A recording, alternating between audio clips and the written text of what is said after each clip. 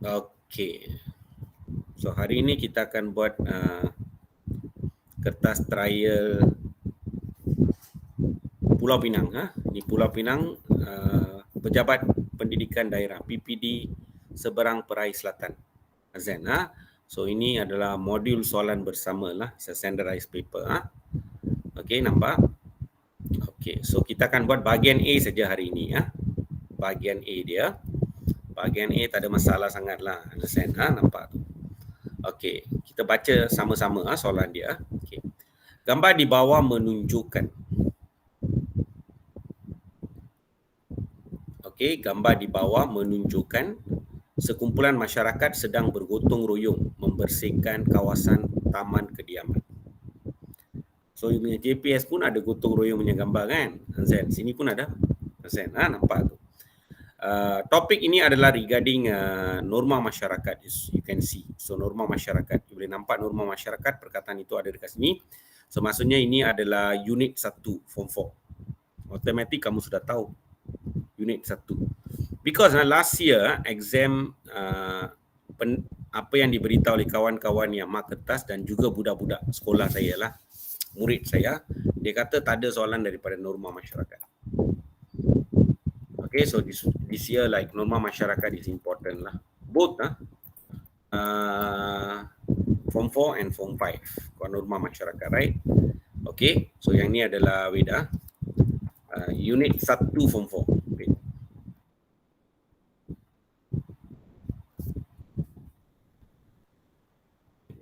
Apa dia?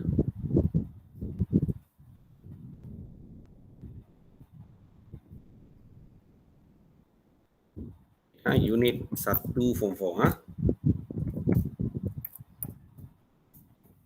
Okey, cepat kita jalan. Okay.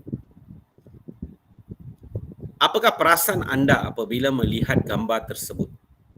Okey, perasaan as usual lah, paling simple. Ini structure, tak payah tulis saya berasa gembira setelah melihat gambar tersebut. No, don't waste your time. Gembira straight away. Tulis saja gembira pula. Gembira. And after that, you kena beritahu lah. So watak dalam soalan ini masyarakat. So why you gembira? Okey, sebab masyarakat. Jangan cakap bekerja sama. Sebab itu adalah nilai universal. Jangan buat ayat dengan nilai universal. Try to avoid. Okey, so masyarakat berganding bahu.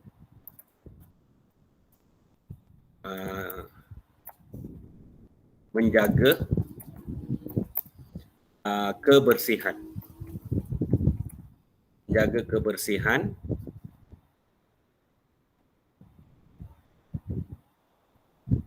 Okey, menjaga kebersihan dan keindahan. Okay, dan keindahan taman perumahan mereka. Taman perumahan mereka. Nampak? Okey, selepas itu, okey, this one is very clear no. Sebab saya tengok kertas soalan ini ada beberapa soalan itu Zain, peruntukan markah dan sebagainya lah, how much to write, understand? So saya kena refer skema dan ada pembetulan sikit-sikit cikgu akan beritahu kamu lah. Zain, okay, jelaskan dua peranan ibu bapa dalam memupuk norma-norma masyarakat yang positif dalam kalangan anak-anak mereka. So 4 markah diberi 2. So that means automatic kamu sudah tahu saya kena bagi satu fakta, huraian atau contoh for it. And then the second fakta, the same process, kamu kena bagi huraian atau contoh for it. Nampak? Dapat? Okay, so peranan ibu bapa itu, okay, ibu bapa. The first one adalah ibu bapa menjadi.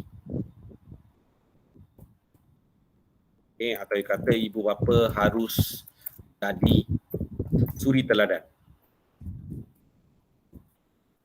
Suri teladan kepada anak-anak.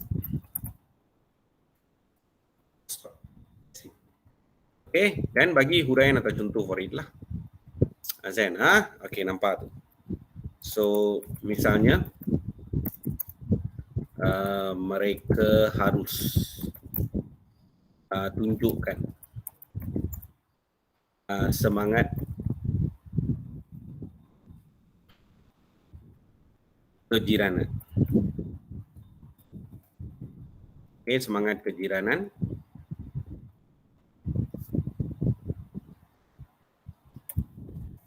Dengan melibatkan.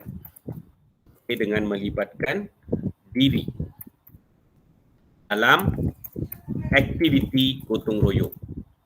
Okey, aktiviti gotong royong. Okey, aktiviti gotong royong. Nampak? Nampak dah?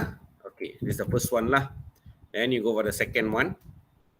Apa peranan ibu bapa? Azan. So, ibu bapa harus galakan anak-anak bersahabat. Okay, anak-anak bersahabat. Okay, bersahabat tanpa tanpa mengira kaum. See, okay, then after that you give a huraian atau contoh for it. Okay, misalnya mereka boleh boleh bawa anak-anak mereka, anak-anak sertai kenduri. Sertai kenduri. Sertai kenduri. Sertai kenduri.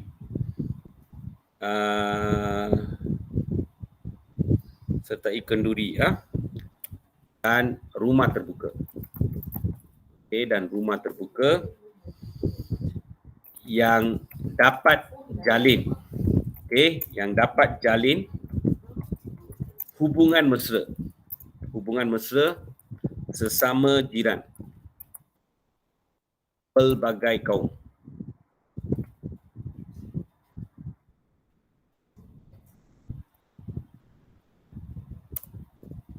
Pelbagai kaum. Dapat. So, ini sebab 4 markah lah. So, actually real exam you'll have most dia akan bagi garisan yang lebih banyak lah. Understand? So, ini limited lah. Biasalah sekolah. Mereka jimatkan kertas lah. Understand? But real paper no. You'll have more spacing. Nampak? Okay, dapat dan next soalan. Ini buku teks. Kamu boleh nampak. Ini buku teks. Tapi you must relate kepada gambar di atas. So it must be issue gotong royong. Tapi ini textbook punya. Kepentingan amalan norma masyarakat ada dalam buku teks. So dia ada 4 kepentingan. 2 yang related kepada ini, atau you can give general also sedikit jawapan kamu tak salah. Okey, nampak tu. Tapi cikgu ambil bulat daripada buku teks jugalah benda ni So dikata huraikan kepentingan norma masyarakat yang ditunjukkan dalam gambar di atas. So dia regarding gotong royong. Tapi wait cikgu tunjukkan. The first chapter, right? Form 4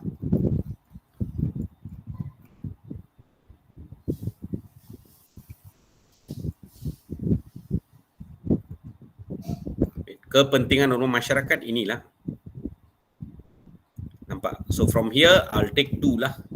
So saya rasa saya boleh gunakan membina masyarakat yang harmoni. That one I can do. And then membentuk masyarakat yang teratur. So 2 point ini saya boleh gunakan untuk gotong royong. Understand? It depends on you. Understand? Nampak tu. So textbook punya contents mesti mereka akan tanya. Understand? Tapi baca soalan betul-betul. Dia kata huraikan kepentingan norma masyarakat yang ditunjukkan dalam gambar di atas. So maksudnya dia berkaitan dengan gotong royong jiran and all that. Understand? Okey, nampak. Okey. So kepentingan pertama adalah 4 markah. Okey, dapat bina masyarakat. Tak payah word by word from the textbook, no. Harmoni. Nampak, dapat membina masyarakat harmoni. Dapat bina masyarakat harmoni, yang harmoni, dan you huraikan benda itu. Okey, masyarakat, cikgu ringkaskan sikit.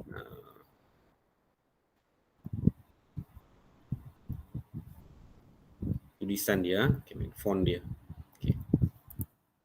So, you akan kata masyarakat harmoni means kita boleh bergaul rapat dan sebagainya lah.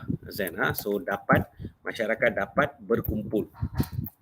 Okay, dapat berkumpul, berinteraksi, dan mengenali. Okay, dan mengenali antara satu. Okay, antara satu sama, antara satu sama lain dengan lebih dekat. Dengan lebih dekat. Dapat this is the first one lah. And the second one adalah dapat membentuk. Dapat membentuk, the second one. Dapat membentuk masyarakat yang teratur. Masyarakat yang teratur. Dan, nampak. Dan huraikan benda itulah. Actually, you boleh sambung selepas itu. Cikgu punya budaya selalunya, kalau satu fakta, then the next ayat, I go for next baris. Tapi real exam memang baris yang mereka bagi adalah mencukupi. Bukan mencukupi, lebih daripada mencukupi. Okay. So, masyarakat dapat bersama-sama menjadikan taman perumahan. Menjadikan taman perumahan mereka sebagai kawasan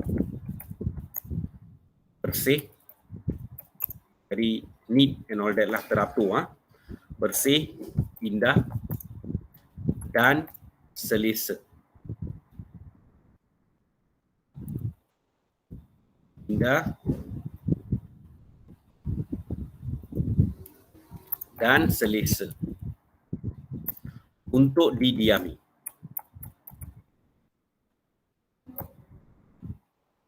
Dapat dan. Nampak tu? So ingat, dua kepentingan, 4 markah. So satu kepentingan adalah kepentingan fakta you. Fakta ini adalah buku teks. Kepentingan amalan norma masyarakat. Buku teks. Nampak? Boleh Okey, dan. Okey, nampak. So kadang-kadang pelajar ni dia tak baca buku teks. So maka apa dia buat adalah dia gunakan dia punya IQ dan sebagainya lah. Dia cakap IQ understand. But logic says that the first choice of answer in the marking scheme will be textbook. Then only dia letak dekat sana jawapan munasabah yang lain. Nampak? Faham? Okay, so you tak pergi untuk first choice, you terus pergi untuk jawapan munasabah yang lain. Understand? Sedangkan benda itu senang tau, you sentuh hidung macam ini, you punya kepala otak you pergi pusing-pusing macam ini, mau sentuh, kenapa? Understand? Where everybody using the same textbook, why you can't read and remember the facts inside your textbook? Understand? Nonsense, right? So inilah masyarakat Malaysia nowadays, students. End of the day, they write crap things inside the jawapan. Tulis crap thing tetapi kejar cikgu. Cikgu sudah marker. Understand? Cikgu boleh tambah markah ke? Understand? Langsung tak baca buku teks. Orang-orang macam ini semua datang minta sedekah markah. Understand? Okay, nampak? Tapi apa nak buat, kita layan dulu sometimes. Understand? Nampak tu. Nasib baik cikgu-cikgu semua ada peri kemanusiaan lah. Understand? Dia layan juga. Understand? Nampak? Okay, next question. Dengar sini ya. Last year, the paper, kita tak ada soalan tentang keprihatinan, di mana mistaken. Zen, okay, nampak tu. So this year diletakkan dalam target saya rasa sebab saya tengok banyak tempat ada keprihatinan. Zen, okay. So tengok soalan dia lah. Petikan akhbar di bawah berkaitan dengan isu hukuman mati. Zen, so what happened the latest one lah, ini consider latest no. Jun 2022. Kuala Lumpur, kerajaan bersetuju memansuhkan hukuman mati mandatory di negara ini dengan hukuman gantian tertakluk kepada budi bicara mahkamah. Tapi kalau kes itu memanglah sangat teruk punya kes, understand? Ini layak dapat mati means terpaksa. Azan, tapi kita assume that generally we don't want. Azan, tetapi kita tengok kes jugalah. So, you boleh nampak tertakluk kepada budi bicara mahkamah. Mahkamah ini hakim lah yang follow the case tersebut lah. Boleh, Okay, the first one, dua kepentingan. Apakah dua kepentingan? Dia sudah cakap dua means ada 2 point saja dekat sini lah. Tak ada huraian semualah. Apakah dua kepentingan membuat keputusan melalui prinsip keprihatinan? Nampak? Students, ini textbook. You tak boleh main-main lah. Understand? Textbook 34 page. Wait. This one. Kepentingan membuat keputusan berdasarkan prinsip keprihatinan. Nampak tu? Okey, nampak. So you boleh nampak mengelakkan diri daripada menjadi mangsa keadaan, menjamin keamanan dan keharmonian masyarakat. Semua lapisan masyarakat mendapat keprihatinan yang sewajarnya. So kamu boleh nampak, even skema jawapan you boleh nampak. So cikgu tunjukkan skema jawapan dia. Nampak? The whole thing, apa yang ada dalam textbook. Mengelakkan diri daripada menjadi mangsa keadaan. Mengelakkan diri daripada menjadi mangsa keadaan. Nampak? This is what I'm trying to say lah. When the teacher set the paper, question itu, jawapan dia ambil bulat-bulat daripada buku teks. Nampak? So, your jawapan itu. The first priority jawapan is from the textbook. All the 3 perkara yang ada dalam textbook, semua ada bulat-bulat dekat sini. Nampak? And then they put there jawapan munasabah yang lain. Isn't it? So, buku teks menjadi sangat penting. Rujukan asas. Understand? So, bila kamu tak baca, tak banyak muka surat. Understand? Okay, untuk dibaca. Tapi you tak baca. Itu you punya hal lah. Understand? I cannot do anything. I can only advise you. No? You want me to back under your feet dah. Come on lah, study lah. Understand? Nampak lah. Understand? Understand? Tamat belajar, lepas itu tak dapat tempat, nanti you kutus satu negara. Understand? You must have quality answers lah. Understand? Nampak tu? Ikut buku teks. Main. Nampak? Okay. Dapat? So, cikgu bagi jawapan, tapi tak payah hafal word by word. Not necessary. So, apa yang ada dalam buku teks, fahamkan and you can present dalam ayat kamu sendiri. You boleh gantikan perkataan semua. Itu semua tak jadi masalah. Yang perlu dihafal bulat-bulat adalah nilai, 18 nilai plus with definisi yang dia beri dalam buku teks. Azan, yang di-highlight dalam sukatan lah. Azan, okay. The first one adalah kita buat keputusan berdasarkan prinsip keprihatinan. Apa kepentingan dia adalah elakan. So, you boleh kata untuk elakan. Elakan, ini 2 saja point, bukan 3 kamu kena bagi sebab 2 markah saja. 2 kepentingan saja. Apakah 2 kepentingan? So, bagi 2 kepentingan. That's all. Tak payah dihuraikan. Nampak? So, elakan diri daripada menjadi mangsa. Mangsa keadaan boleh, mangsa situasi boleh. Buku teks cakap keadaan, Ang tulis situasi, okey juga, diterima. Nampak? Boleh? Dapat? Okey. Dan yang next adalah untuk pastikan semua lapisan masyarakat dapat keprihatinan.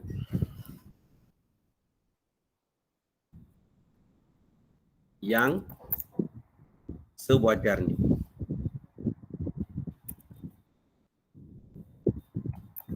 Sewajarnya. Nampak? Dan the last one ada lagi satu, tak perlu tulis lah. Actually dua ini sudah cukup untuk 2 markah, tetapi ini kita buat latihan. Zen, maka kita tulis saja ekstra. Exam no need. So next, menjamin keamanan dan keharmonian. Okey, keharmonian hidup.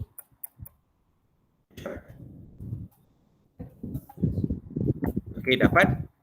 Okey, dan next soalan. Bila kerajaan mansuhkan hukuman bunuh, okey, apakah perasaan anda setelah membaca berita tu? So of course you can write gembira, bersyukur also can. Zen, okay, so you gembira. Nampak? Boleh jangan tulis ayat penuh lah. Perasaan saya setelah membaca berita seperti pernyataan di atas adalah gembira. So you're wasting a lot of time. Saya mau gembira saja. Sebab ini structure, structure bahagian just write short as possible lah. Boleh Okay, nampak? Okay, next. Kenapa you gembira? So you write that kerana kerajaan committed. Kerajaan committed memperjuangkan undang-undang. Okay, memperjuangkan undang-undang yang lebih adil. Okay, undang-undang yang lebih adil dan penuh belas kasihan. Ini cikgu present dalam ayat sendiri tahu. Sebab 5 jawapan dia bagi macam ni. Perbuatan adil. Zen, nampak tu. So maka saya buat ayat sendiri. Apa yang saya faham lah, apa yang saya rasa saya tulis. Zen, nampak? Boleh Okey. Memperjuangkan undang-undang yang lebih adil. Nampak? Boleh Okey. Then you can also put there macam dalam buku teks yang kamu ada lah. Boleh Okey. Dengan penuh adil, then you boleh kata kerajaan pastikan rakyat dapat keprihatinan.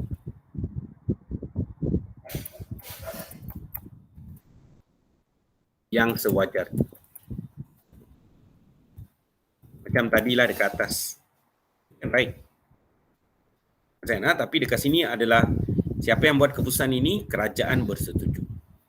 So, right, simple lah. Okay, then mengapakah kerajaan bersetuju memansuhkan hukuman mati mandatory ini di negara? Mengapakah? Understand? So you tengok markah dia 3 marks. So actually kalau boleh sepatutnya kalau dia kata kenapa kerajaan bersetuju memansuhkan, okay, kalau dia ada Roman 1, Roman 2, Roman 3 is better, tetapi tak ada. So you tengok markah 3 markah, just dia tanya mengapakah, why. So you give 3 reason lah, sebab 3 markah. Kalau dia kata terangkan kenapa, then kena bagi point dan terangkan. Nampak tu? Boleh. So you have to see the markah, baca soalan. Mengapakah? Why? 3 markah. 3 sebab. Betul? Why? Nampak? Kalau dia kata terangkan mengapa kerajaan, terangkan sebab kerajaan bersetuju, dan dibagi 1 sebab dan kamu terangkan. Betul Okey, nampak? So dia bergantung kepada markah lah. Okey, the first one cikgu beritahu kamu kenapa adalah actually luar negara semua ada banyak negara yang sudah memansuhkan hukuman mati mandatory. Zen okey, Malaysia baru nak buat lah. Zen okey, nampak tu. Okey, the first reason adalah kenapa kerajaan nak buat adalah kerajaan ingin menjamin hak asasi. Hak asasi manusia. Can put a full stop there, no? Tapi cikgu sambung sikit. Okeylah, sampai sini pun okeylah. Ingin menjamin hak asasi manusia. So actually hak asasi manusia ini dia ikut peristiaran hak asasi manusia sejagat. PBB ada buat benda tu. So kita tak boleh siksa manusia dan sebagainya. Walaupun dia bersalah. Something like that lah. That's why they say.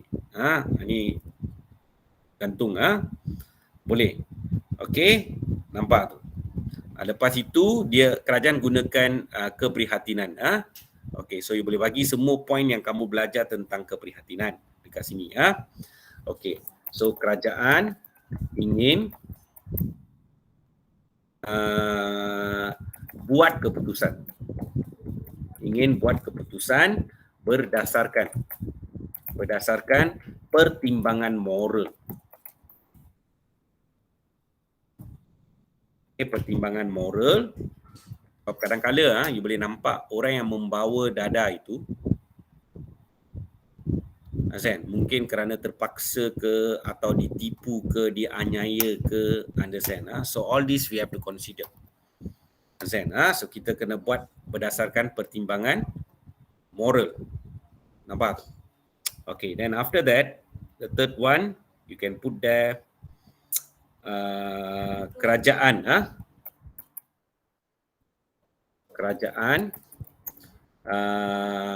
timbangkan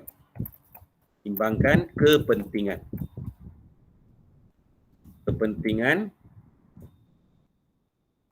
orang lain dalam situasi dalam situasi yang dihadapi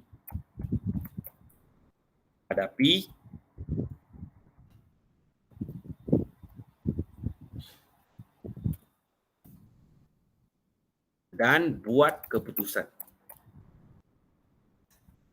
Dan buat keputusan berdasarkan prinsip keprihatinan dan peri kemanusiaan.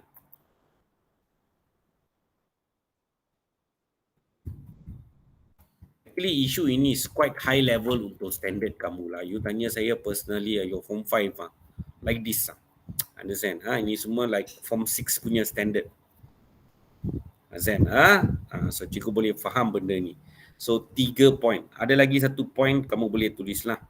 Understand? Sebab yang negara-negara lain semua yang sudah mansuhkan hukuman mati ini, so apa mereka rasakan? So you tulislah kerajaan mula terima hukuman mati macam negara lain lah. Hukuman mati sebagai suatu bentuk, suatu bentuk pembunuhan kejam.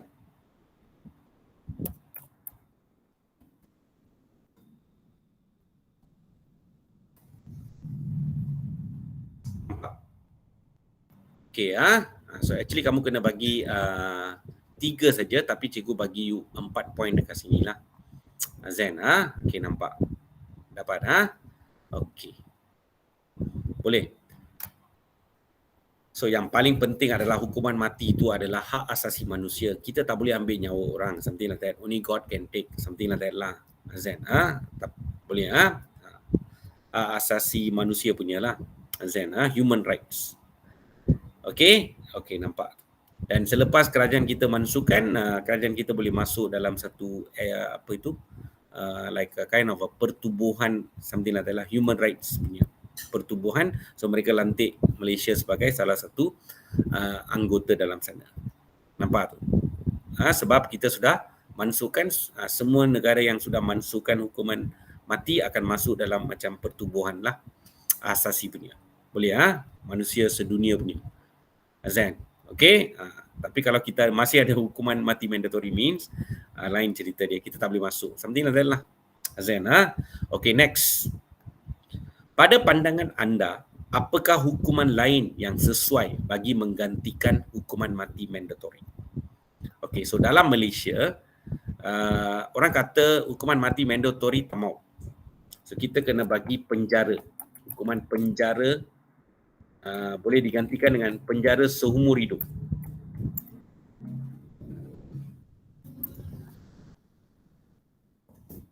Tapi student saya tanya soalan, nah cikgu, hukuman mati bagus cikgu, satu kali datang mati habis, that's it. Penjara seumur hidup lagi terus cikgu, satu sampai dia mati. Dia mati 80 tahun sampai 80 tahun dia duduk dalam penjara saja, understand? Nampak? Okey, ini satu kali datang mati habis, that's it, finish, done. Dia punya suffering habis. Ini lagi panjang suffering dia. Student saya tanyalah, understand? So you kena faham. Kalau you penjara seumur hidup pun, you duduk dalam penjara, you ada hak untuk minta lanjut pelajaran. So you can study masters ke, mau study degree ke, apa ke boleh. Dia ada sekolah penjara. Okay, nampak tu, you can continue. Then you tunjukkan sifat yang baik dalam penjara semua, maka mereka akan cadangkan supaya kamu diampunkan. So kamu tahu kan, setiap birthday agung, sultan semua mereka ada maafkan orang itu keluar daripada penjara. Daripada engkau sudah gantung means lima gali kubur dia balik. Understand? Nampak tu. So kita bagi dia peluang untuk insaf dan ubah kehidupan dia. Azan. So ini yang kita panggil kemanusiaan, keprihatinan. So kemanusiaan, peri kemanusiaan. Boleh Okey, tapi hukuman penjara seumur hidup Malaysia punya ada yang cikgu baca tu artikel, dia kata 30 tahun. Seumur hidup 30 tahun saja. Nampak tu? And then you boleh kenakan sebatan rotan. Daripada bunuh, at least rotan lah. Biar dia kena satu stroke, dia insaf. Something like that lah. Another one is you boleh kenakan denda. Denda ini adalah, it's almost like this lah. Dia bunuh anak kamu, let's say. You mau gantung dia. So you kekurangan. Mungkin disebabkan oleh marah dan sebagainya. Situasi we don't know. Understand? Dia sudah bunuh atau tersilap bunuh. Keluarga yang kehilangan nyawa itu, of course for them, they want you to dibunuh. Azan. Nampak tu? Tetapi kalau kita sudah mansuhkan hukuman mati mandatory means, kita boleh minta, mungkin orang yang bunuh keluarga kamu itu kaya. Understand? Nampak tu? So, ada kan, maksudnya monthly dia kena bayar lah, something like that. Understand? Dia orang kaya, let's say. Understand? So, bayarlah, something like that lah. Azan, okay, nampak. Kalau you pergi gantung, that's it, finish. So at least yang ini keluarga kamu dapat bayaran itu kita panggil like pempasan. Azan, nampak. So dia at least bertanggungjawab. Dia sudah bunuh, keluarga itu sudah hilang satu anak. You just bayangkan ibu bapa kecil, daripada kecil besarkan anak tersebut. Azan, suddenly you bunuh. Azan, definitely dia mau kamu dihukum bunuh. Azan, tapi kita sudah mansuhkan means how we have to do ganti, so that keluarga yang menjadi mangsa itu dapat sesuatu pempasan. Azan, okay, nampak tu. Boleh, okay, something like that lah. So cikgu ada bagi 3 dekat sini. Understand? But this one is a high level question, no? Azan, tapi hukuman mati itu dimansuhkan ada dalam buku teks, isu dia. Maka boleh ditanya. And in its very latest issue. Nampak? Okay, done.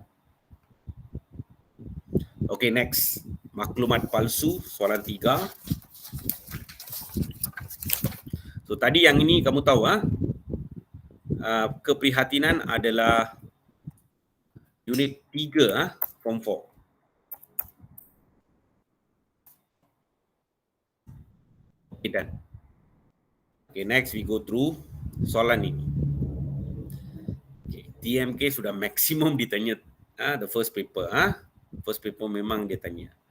Okay, maklumat berikut berkaitan dengan maklumat palsu. So maklumat palsu means chapter 4, form 4 pun ada, form 5 pun ada. Chapter 4, so cikgu open chapter dia. Dan hukuman tadi cikgu nak beritahu kamu. This part lah kajian mansuh hukuman mati di peringkat akhir. And the latest one, ini 2028 punya. Dan mereka baru mansuhkan. So nampak. So dia ada dalam buku teks. Nampak? So sebab itu, hukuman mati harus diganti dengan hukuman penjara seumur hidup. Dia memang ada dalam buku teks. Maka boleh disoal. Azan, so this the important of doing trial paper lah. Azan, so tapi cikgu discuss detail dengan you jawapan dia. Okey, penggunaan teknologi maklumat ada satu, form 4 pun form 5 pun ada. Chapter 4 chapter 4 ni 5. Okey, nampak. Okey okey, so we go through students. Okey. Maklumat berikut berkaitan dengan maklumat palsu. Maklumat palsu adalah maklumat yang disebarkan tanpa kesahihan serta bukti yang sah. Jika tidak dibendung, penyebarannya boleh mendatangkan pelbagai kesan negatif kepada masyarakat. Nampak? Okey. Ini almost like JPS punya soalan kan? Nyatakan 2 contoh sumber dan maklumat yang sahih. Sumber dan maklumat saya itu is form 5. Children, all this lah. This one, the whole thing. Nampak tu? Dia suruh bagi 2 saja. Boleh? Nampak? Okay. So, almost like JPS punya lah yang ni. Azan. So, you tulis laporan penyelidikan. Laporan penyelidikan ini ada 3. Journal, artikel. You pergi tulis laporan penyelidikan, lepas tu dekat bawah kamu pergi tulis journal means saya boleh terima laporan penyelidikan, journal saya tak boleh bagi markup. Sebab journal comes under laporan penyelidikan. So dia mau 2 yang berbeza. Right? Azan, okay, nampak. Okay, then after that kamu boleh tulis apa itu? Buku teks pun boleh tulis. Simple. Buku teks. So actually apa yang ada dalam buku teks kamu adalah kamu ada kitab, buku ilmiah, buku teks. All comes under same category.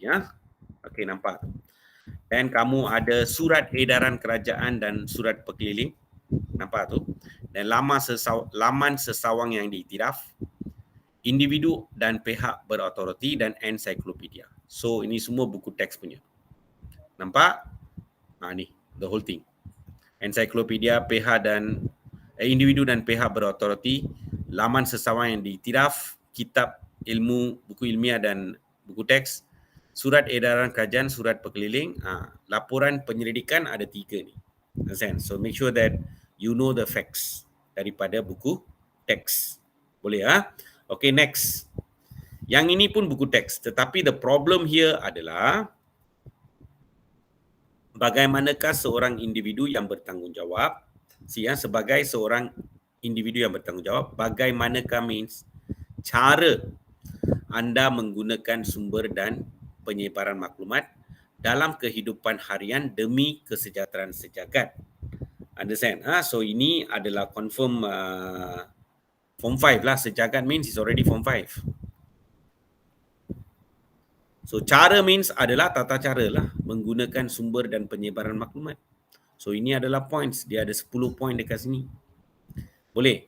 So adakah saya kena bagi tengok markah dia? Adakah saya kena bagi 4? Atau saya kena bagi 1 dan explain? I give another one and explain. Nampak tu? So dia bergantung kepada kalau yang ini sepatutnya lah bagaimanakah means I must put the Roman 1 and Roman 2. So bila saya letak Roman 1, Roman 2 means saya tahu satu fakta, huraian contoh. Another fakta, huraian contoh. Nampak? So bila dia tak bagi, I'm not sure. So saya akan tulis semua 4. Betul kan? Understand? Tapi saya tengok skema jawapan dia bentuk macam ini. Fakta, huraian contoh, fakta, huraian contoh.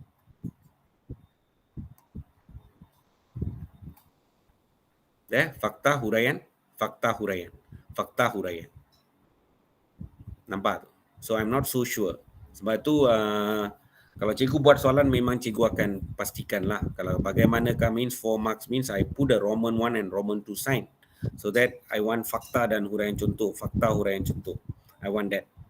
Nampak? Tapi here is not so clear. Azan, tapi kita ikut skema lah. Azan, so kita cikgu assume that dia bagi Roman 1 here lah.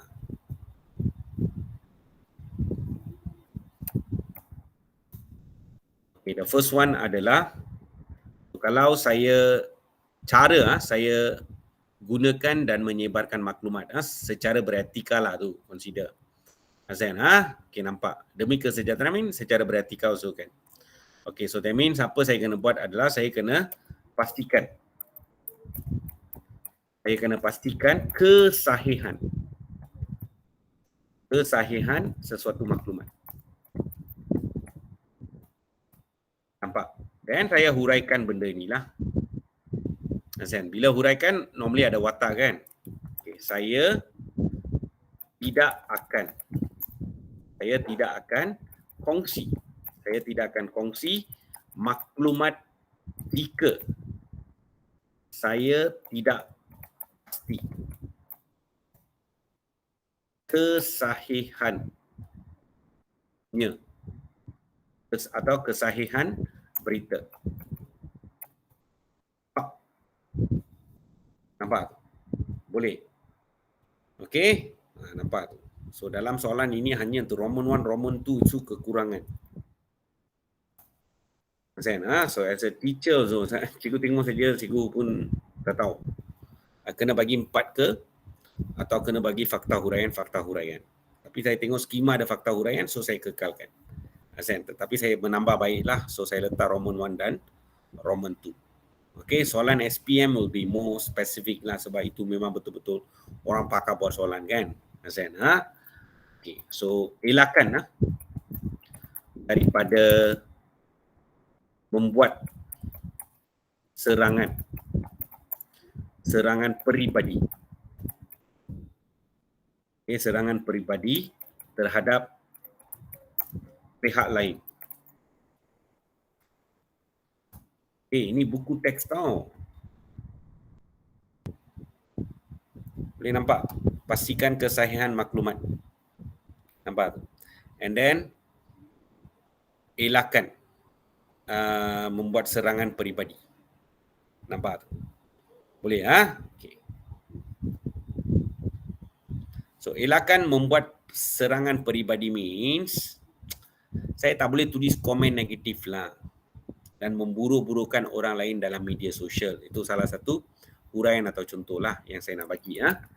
Sebab saya tak serang sesiapa dekat media sosial. Something like that lah. So saya tidak tulis komen negatif. Komen negatif dan saya tidak komen negatif dan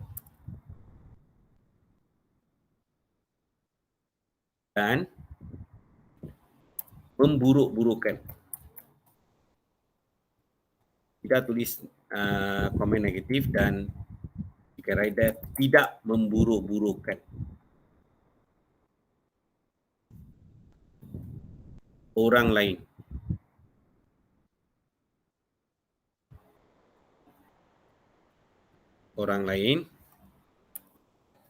Dalam media sosial.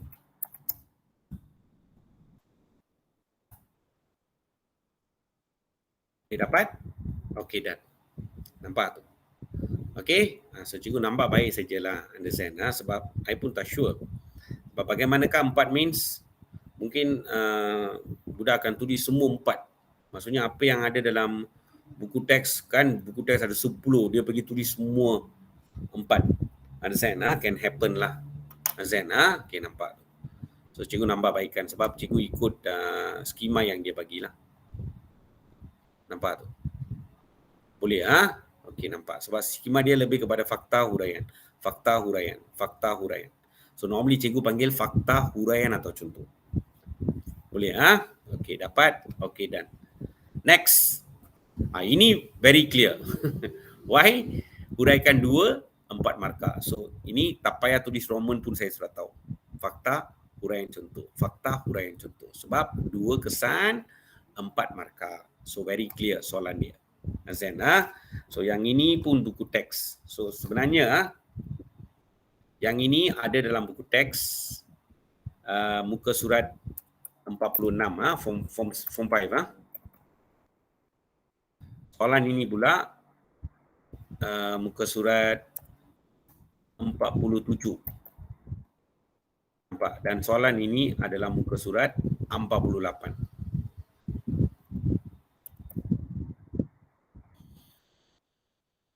Okey, nampak. Ini untuk rujukan purpose lah. Kalau kamu nak rujuk nanti, buat rujukan. Okey, 2 kesan terhadap negara.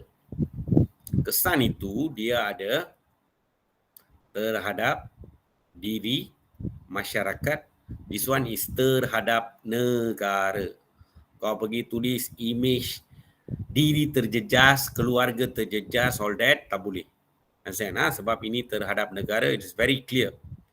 Kesan terhadap negara. That's why when you read the question, take the pencil and underline. So, kesan terhadap negara sekiranya masalah penudaran berita palsu tidak dibendung. Understand? 2 kesan with huraian contoh sebab 4 markah. Okay, so the first kesan. Apa dia? Dia menjejaskan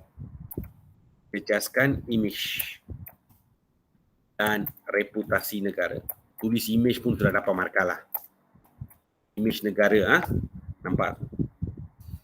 And explain benda ini. So, hal ini berlaku jika hal ini berlakulah jika fitnah tersebar luas terhadap pemimpin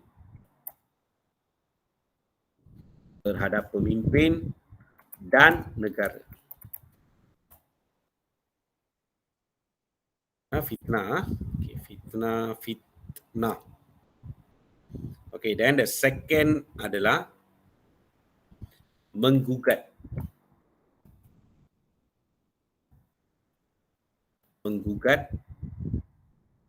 kesejahteraan negara.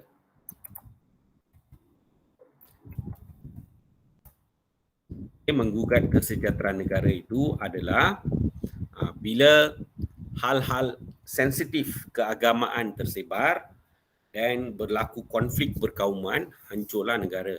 Azan, okey. So hal ini berlaku jika berita yang menyentuh sensitif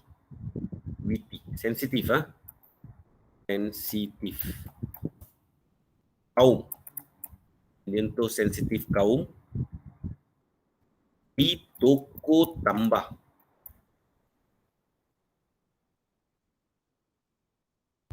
Okey, di toko tambah sehingga tercetusnya konflik perkauman. Dapat? Okey, dan. Okey, next question. Soalan 4. Ini adalah isu pemerdagangan manusia. Isu. Okey, pemerdagangan manusia dalam peri kemanusiaan lah. So ini global already lah, consider isu global lah ni. Azan, okey, nampak. Okey, the first one, gambar berikut menunjukkan isu pemerdagangan manusia. Nampak isu global ni, boleh nampak? Boleh ya? Okey. Namakan 2 bentuk pemerdagangan manusia.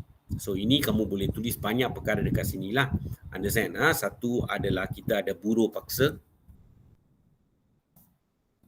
Dia tanya 2, namakan 2 means bagi 2 lah. Buruh paksa. And after that kita ada penjualan organ.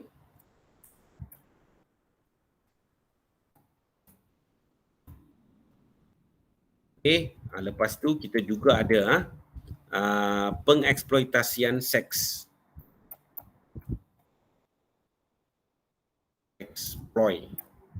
Eksploitasian seks. Okey, lepas itu kita juga ada pemerdagangan bayi.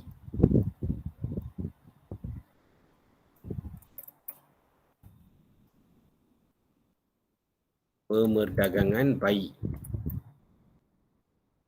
Kan?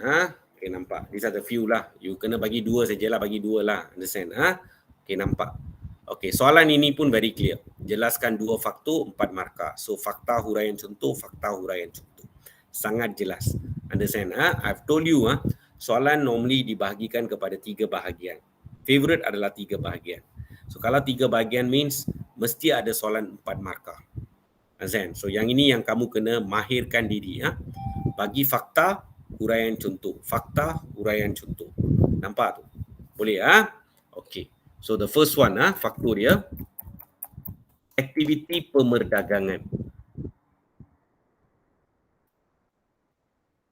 Manusia mendatangkan keuntungan lumayan. This is the reason people are doing it lah. Got money mah. Pemerdagangan, pemerdagangan. Pemerdagangan, manusia mendatangkan keuntungan lumayan. Maka the person who does this, kita panggil dia sindiket. Banyak kali cikgu tekankan balik istilah, gunakan istilah yang betul. Okay, so sikap materialistik. Okay, sikap materialistik ini dorong, sebab money what? So dorong sindiket. Sindiket eksploitasi. Eksploitasi orang. So mereka make use of orang yang perlukan pekerjaan.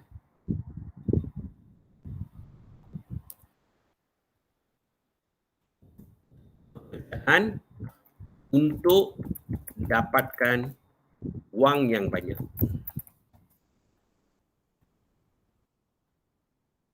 Nampak? Boleh Okey, dapat. So kadang-kadang mereka janjikan pekerjaan semua, lepas tu mereka hantar mereka ke sarang pelacuran. Itu semua berlakulah. Then the next thing adalah these fellas got very good network sehingga tak boleh dikesan oleh polis penguat kuasa. Maka mereka bermaharaja lela lah. That's why they say. So sindiket pemerdagangan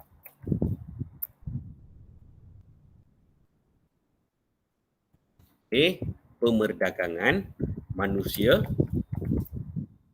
miliki rangkaian, they got a good network, rangkaian domestik dan antarabangsa. Sehingga mereka masuk dalam country pun semua legal document masuk country semua ada tau. Understand? Nampak tu. Maksudnya dia bagi rasuah kepada penguat kuasa untuk buat benda tu semualah. All the legal document semua mereka ada. So mereka ada dalam negara semua. Understand? Okay, nampak you pun tak tahu. Susah mau kesan. So they got very good network memiliki rangkaian domestik dan antarabangsa. So ini membolehkan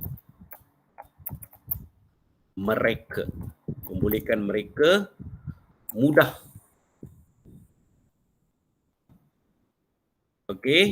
membolehkan mereka mudah jalankan aktiviti mereka. Aktiviti tanpa dapat dikesan oleh pihak penguat kuasa atau pihak berkuasa.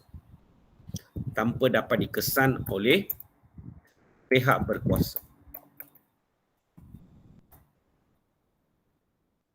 Dapat?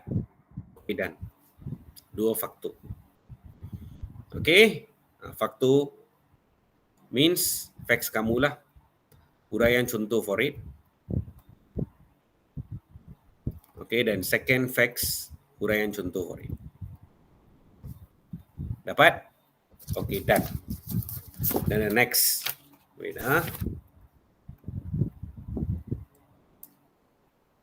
padamkan ni semua. Next question, the last question. Okay.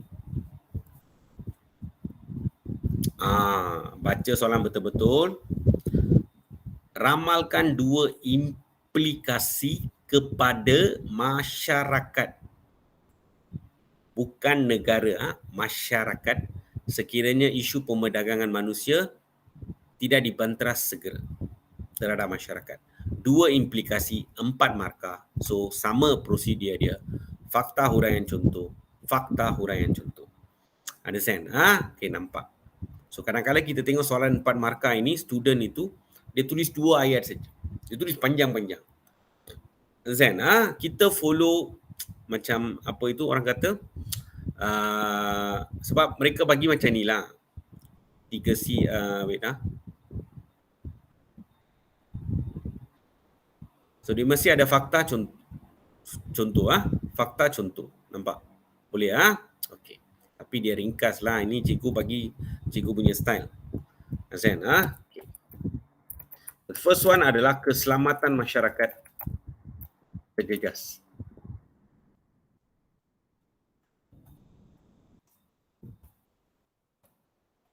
Ini sebenarnya ada dalam buku teks terjejas. Okay, then I give a contoh there. Huraian atau contoh. Okay, misalnya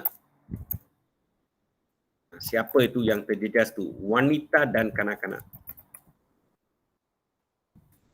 Kanak-kanak akan diperalatkan.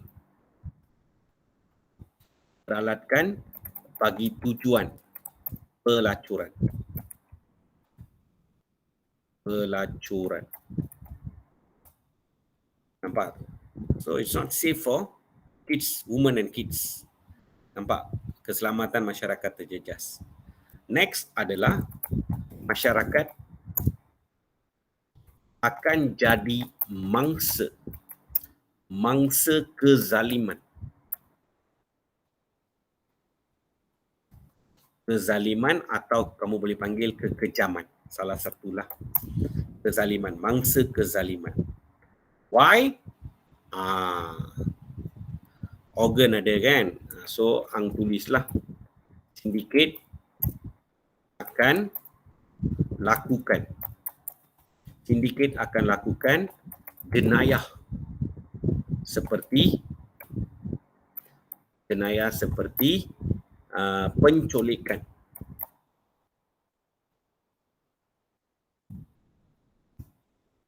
dan pembunuhan.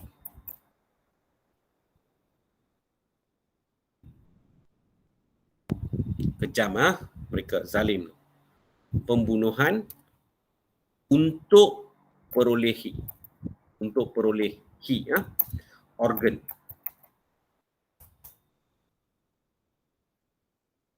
Dapat? Okey?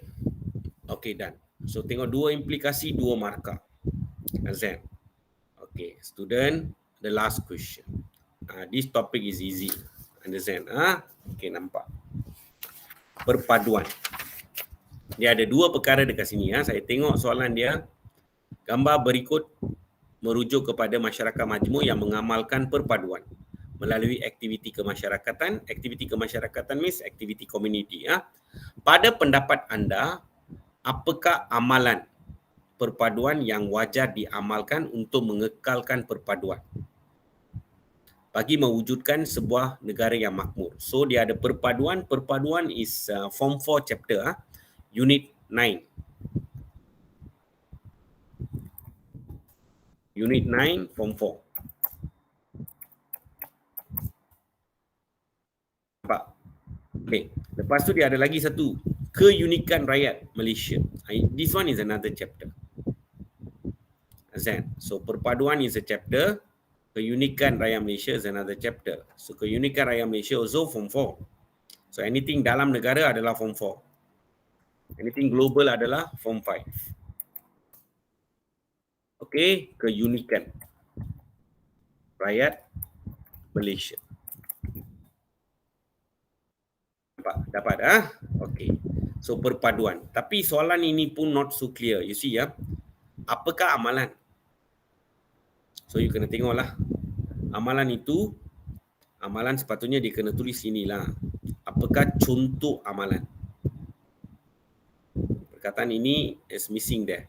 Contoh amalan means, so student sudah tahu. So actually dalam buku teks kamu form 4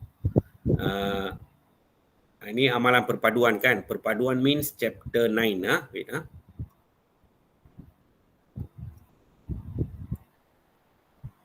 ada contoh amalan this one.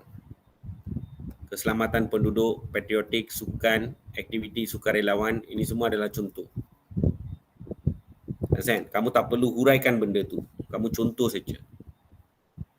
Kalau dia kata pada kalau pada pendapat anda terangkan contoh, satu contoh amalan perpaduan atau terangkan contoh amalan perpaduan. Then only kamu bagi satu dan explain. Yang ini very clear apakah. What are the amalan perpaduan? Sepatutnya ada perkataan contoh is missing there lah. Saya nampak macam missing. Kalau saya Pacific, saya akan letak apakah contoh. Azan contoh perpaduan ni sebab ikut buku teks lah contoh. It's not there. Tak apa. Kita sekarang buat latihan, kita sudah tahu. Azan, maka kita letaklah. So anything lah. Remember the simple one lah. Majlis keramaian. Nampak? Majlis keramaian itu very simple. Yang paling simple lah. Okay, so mereka buat rumah terbuka, all that. Right? Majlis keramaian. Okay, ini pupu perpaduan. Another one you can give, the simple one is sukan.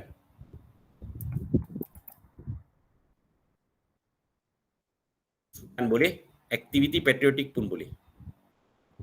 Nampak paling senang punya. So give 2 cukup.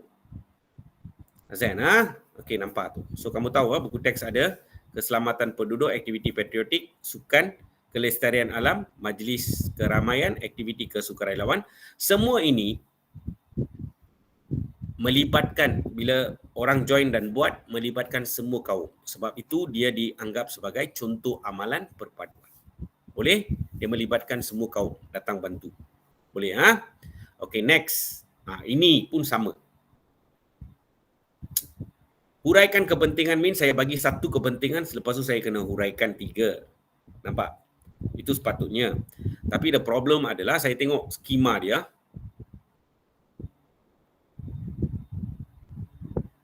B ini tadi aktiviti, nampak tu. Semua buku teks punya ada dekat sini. Jawapan lain yang munasabah dia bagi 5 saja, ada lagi 1 saja dekat sini. Azan okey, nampak tu. Okey, then bahagian B tu kamu boleh nampak dia bagi 4 markah. Dia bagi fakta huraian. So maksudnya soalan ini kepentingan bukan bagi satu kepentingan dan bagi sepatutnya kalau kamu tulis, sepatutnya mereka terlupa dekat sini, saya rasa huraikan 2 kepentingan. Barulah fakta huraian. Betul Azan, kalau kamu letak huraikan kepentingan means saya bagi satu kepentingan, satu fakta dan saya boleh huraikan 3 ayat. Sendiri. Azan okey, nampak. So cikgu betulkan sedikit, huraikan 2 kepentingan. Okey, now ikut skema lah 2 kepentingan. Okay, the first one adalah dapat mengukuhkan perpaduan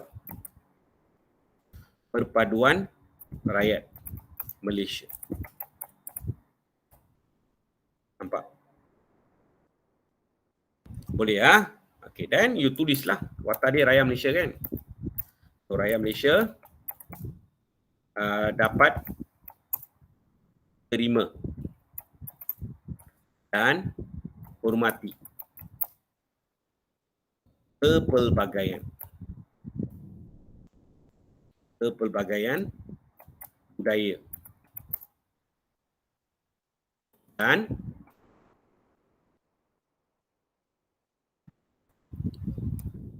hidup bersatu padu.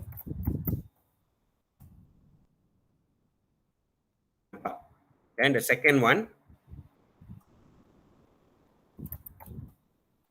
menjadi. Yang ni pun ada dalam buku teks tau. Wait, I tunjuk you. Ini chapter 11, right? Apa? Oh, ni surah 12.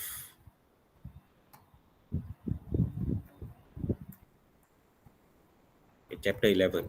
Here.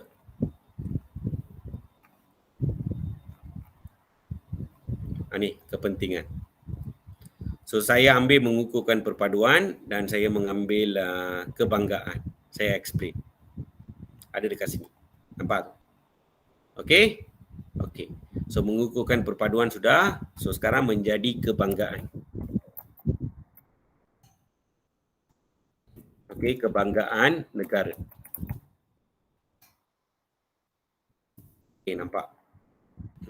Kebanggaan negara. Okey, dan you letaklah huraian dia, keunikan. Keunikan rakyat Malaysia mencerminkan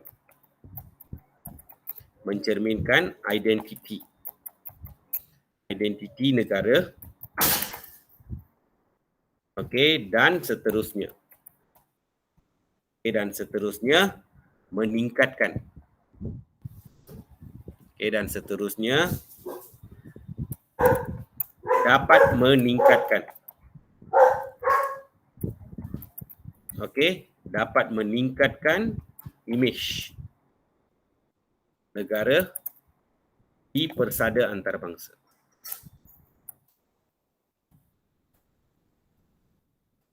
Nampak? Dapat, Okey. Boleh? Okey, dan the last question lah. Cantik. Ini very clear.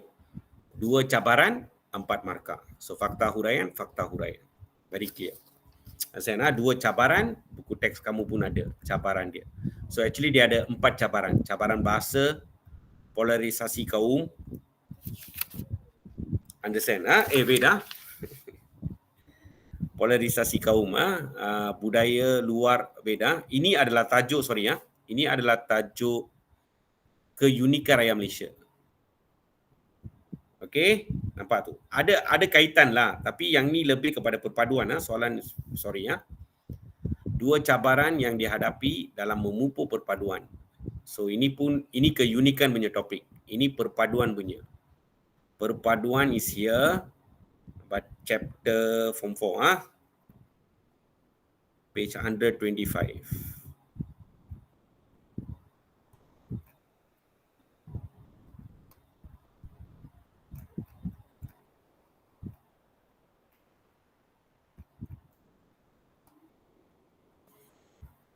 This the one, Okay.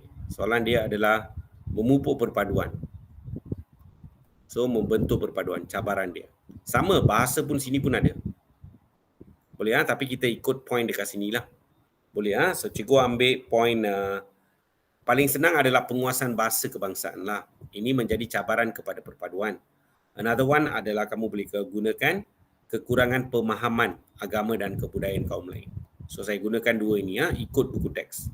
Perpaduan, so ini perpaduan. So don't get confused with this one. Tapi kadang-kadang student confused, student tulis. Tapi try to get jawapan yang lebih kurang serupa lah, sebab sana pun ada bahasa. Azan, okay, nampak tu. Kepandaian kamu, Okay. Okay, the first cabaran untuk perpaduan adalah cabaran penguasaan bahasa kebangsaan.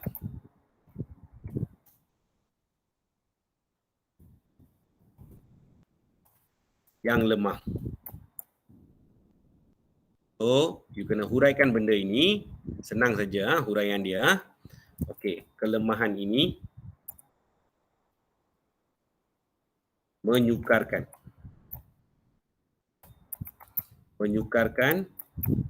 proses komunikasi. Menyukarkan proses komunikasi dan proses memahami individu berlainan kaum lah atau bangsa pun boleh. Nampak? So we need a bahasa where we can communicate. Everybody use the same bahasa means easier for us to communicate and understand people lah, something like that. Okay, next. Cabaran kurang pemahaman.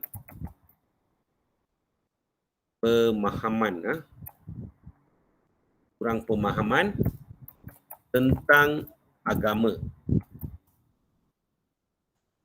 Tentang agama dan kebudayaan kaum lain.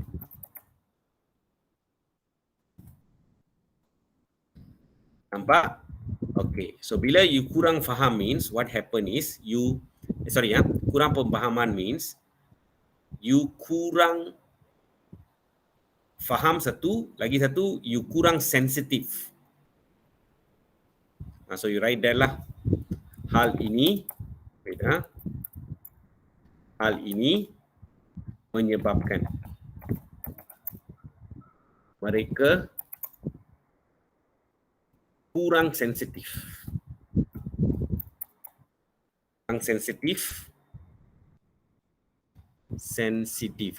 Kurang sensitif sehingga menghina agama